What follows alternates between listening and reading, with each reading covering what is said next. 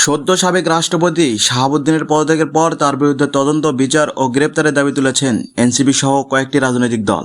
এ বিষয়ে সরকারের কাছে জানতে চাইলে স্বরাষ্ট্রমন্ত্রী বলেন, সংবিধান অনুযায়ী তিনি পদত্যাগ করেছেন। এখন তার বিরুদ্ধে রাজনৈতিকভাবে যে অভিযোগ তোলা হচ্ছে সেগুলো সরকারের পক্ষ থেকে আমলে নেওয়ার কোনো বিষয় নয়। গণ অভ্যুত্থানের পরবর্তী সময়ে কি প্রত্যাশা করি? রাজনৈতিকভাবে মানুষের কথা বলার স্বাধীনতা থাকবে, প্রতিবাদ করার স্বাধীনতা থাকবে, সেটা আছে। বিভিন্ন রাজনৈতিক দল, বিরোধী দলের পক্ষ থেকে এনসিপি এবং অন্যান্যরা তার বিরুদ্ধে সে অভিযোগ উত্থাপন করছে, সেটা করতে পারে, কিন্তু আমরা আমলে নেওয়ার মতো কোনো বক্তব্য ওখানে নাই।